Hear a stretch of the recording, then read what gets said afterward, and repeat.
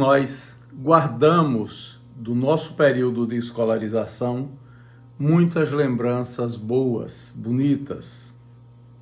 O jornalista Luiz Eduardo Costa começou o seu processo de escolarização no Colégio Jackson de Figueiredo, já extinto, era um importante estabelecimento de ensino em Aracaju. Ali fez a educação infantil, ali fez o ensino primário, ali fez parte do ensino ginasial.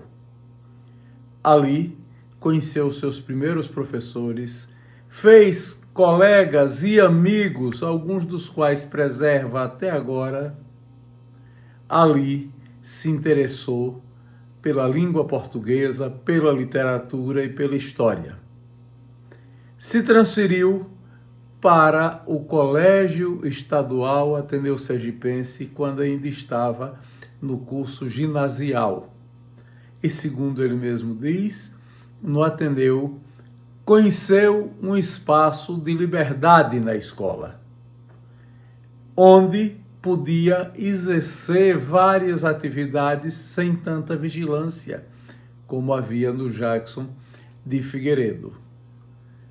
Concluiu o ginásio no Ateneu, conheceu novos e importantes professores, fez novas e importantes amizades, mas depois se transferiu para a cidade do Recife. É desse período da sua escolarização em Aracaju que nos fala neste vídeo o jornalista Luiz Eduardo Costa. Colégio infantil, Jackson Figueiredo, 4 anos de idade, eu com muito medo.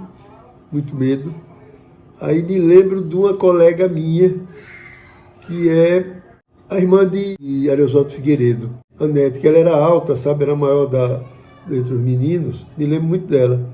Sentava junto, nós sentávamos, o jardim de infância era misturado, sabe? E da merenda, porque minha mãe mandava uma mocinha fardada, toda de branco, tal, para me levar a merenda lá dentro. Aí ficava mangando de mim, né? Aí acabou, porque eu ficava encabulado, ficava mangando de mim e acabou. Depois, mas já mais um pouco adiante, Gito Garcia, Demóstenes e Paulo Igor. Eu em casa, minha mãe já me ensinava, quando eu saí eu já sabia o alfabeto, já sabia fazer somar, essa coisa toda. E com 6 anos eu já estava lendo, 5 anos eu acho. Tanto que eu ganhei um livro do professor Benedito, Dona Judite, chamado O Trem de Ferro. É o livro que eu tenho até hoje, a capa azul, é a história do trem de ferro. É para criança com as letras grandes e tal, para criança. Eu fiquei até o ginásio, depois fui para o Ateneu. Uma parte, depois eu fiz exame de admissão para o ginásio do Ateneu, que tinha exame de admissão. Aí passei e fiquei lá, terminei a 4ª série. No Ateneu fiz o primeiro científico, depois fui para o Recife. Professor Jugurta, professor Franklin, Zé Carlos foi meu professor de francês, Bonifácio Fortes foi meu professor de história, Cajueiro, Gesteira de matemática. Sempre gostei muito de história e geografia, toda a vida. Lá tinha os professores que eu gostava muito. Por exemplo, Bonifácio Fortes, eu adorava ele. Bom professor de história, sabe? O professor de francês também, todos eu gostava. O Impacto da Liberdade, porque eu achava que eu ia para ser um cara livre, que ia fazer tudo, que ia fumar, que não sei o que e tal, entendeu? Que o Ateneu era outra coisa, porque eu tinha meus amigos, todos estudavam no Ateneu, né? Então eu queria ir para lá, para ter status, botar aquela roupa, então, principalmente aquela blusazinha do clássico, né? Totalmente diferente do Jackson. Teve um no 4º ano, teve um episódio interessante, que já marcou talvez minha prática de rebeldia. Eu era muito amigo de Lorival Costa, o coronel que era do Tribunal de Contas, lembra de Lorival?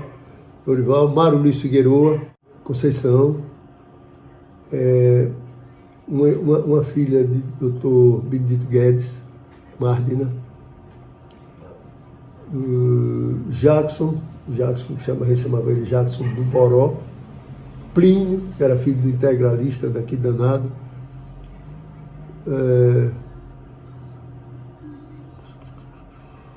assim, Roberto, que foi goleiro do Confiança, Roberto Porto, filho de Fernando Porto, e o outro Roberto Porto, que eram dois Roberto Porto, que esse Roberto Porto depois era do Banco do Brasil. Assim, o mais era Luciano Barreto,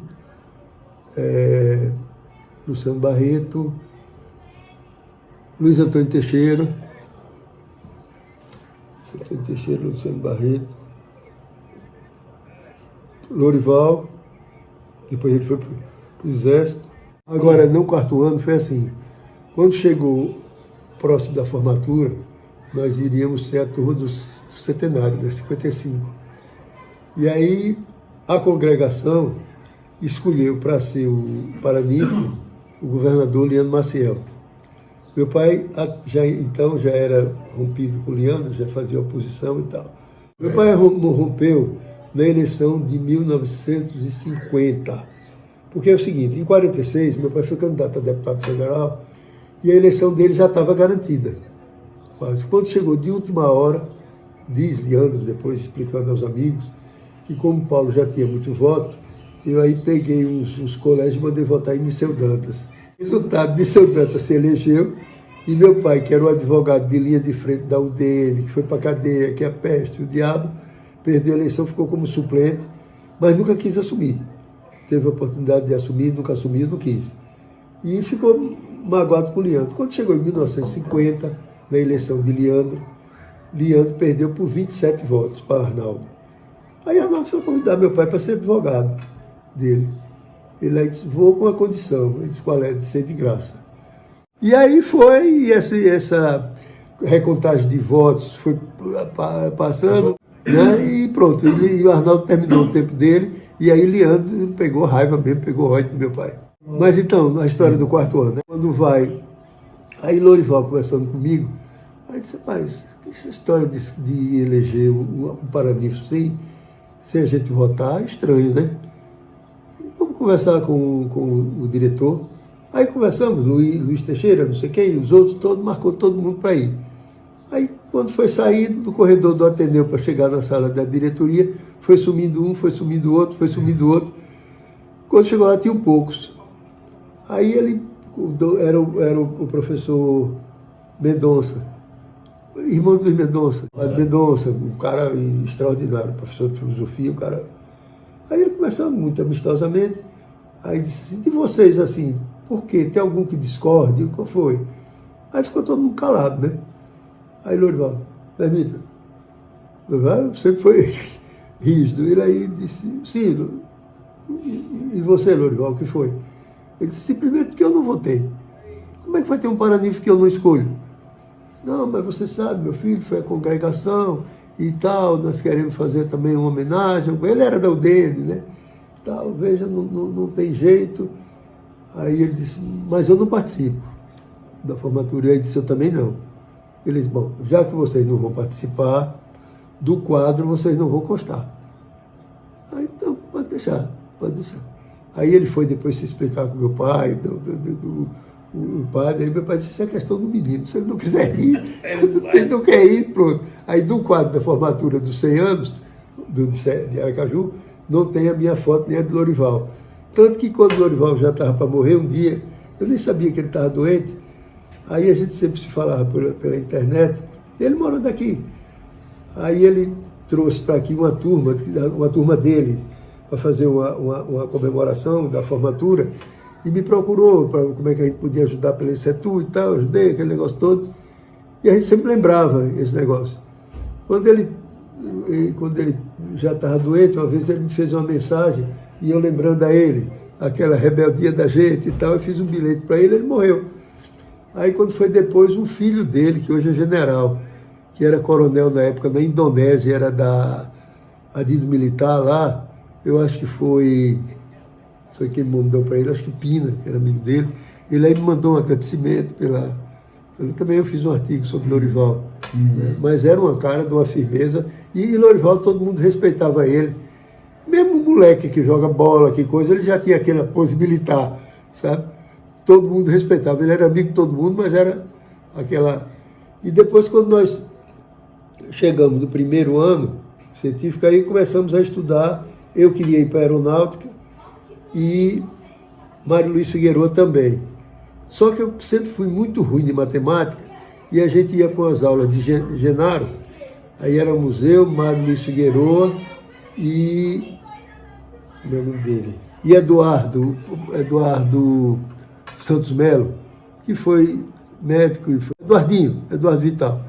E nós estudávamos. Figueiredo, gênio em matemática, Eduardo sabia tudo, também até em matemática, e eu não havia jeito de acompanhar. Aí, pô, eu não vou fazer porque eu vou perder. Mas eu era louco por avião, aí pronto, não fiz. Aí Figueiredo fez, passou, vim aqui quando ele vinha sempre de coisa, viveu mais 4 anos só. Vi aí uma vez sair com ele no avião, ele pintou de 7 de acrobacia, o diabo e tal. Quando é um dia, eu tinha casado há pouco tempo, eu estava lá em casa com Silvia, minha mulher, e eu disse, eu vou descer para escutar o noticiário da Bandeirantes, que era meia-noite, cantava aquele cantor famoso na época, eu esqueci, tinha 1 hora dele, depois entrava no noticiário. Aí, a primeira notícia, um acidente, morreu o tenente da aeronáutica, Mário Luiz Figueiredo. Tétis, primeiro de todas, Ofenise, Cajueiro, também lá, ele ensinou lá também, Zé Antônio da Costa Melo, já muito dele. Sim, de matemática, João Machado Hollenberg, professor de matemática, e era bom em geometria, explicava direitinho e tal. João Machado Hollenberg está vivo ainda. Ele fez uma empresa junto com o Benedito e fizeram o primeiro edifício de arranha-céu, como chamaram, João Machado Matemática. Ele era engenheiro, né, recém-formado, tímido, ele era de uma timidez enorme. E o outro também, muito bom, era cara de pomba, Carlos Oliveira. Agora, gosto para literatura, bom, já tinha meu pai, né, mas quem incentivou muito foi a Ofenise. A Ofenise era fantástica, eu mandava a gente ler lá os textos, interpretar e discutir os textos e tal, era muito boa, a professora Ofenise. Tem até uma homenagem agora a ela, né, que você está fazendo. E tem a célebre Maria Clara. Maria Clara era uma moça linda, que se atrevia a usar as primeiras saias curtas, e as pernas de Maria Clara eram uma lindeza. E era grande geógrafa. Eu morava ali na Rua da Frente, depois foi embora para São Paulo. Um dia, pegando um ônibus para ir para Bauru, a encontrei na estação rodoviária, muito tempo depois.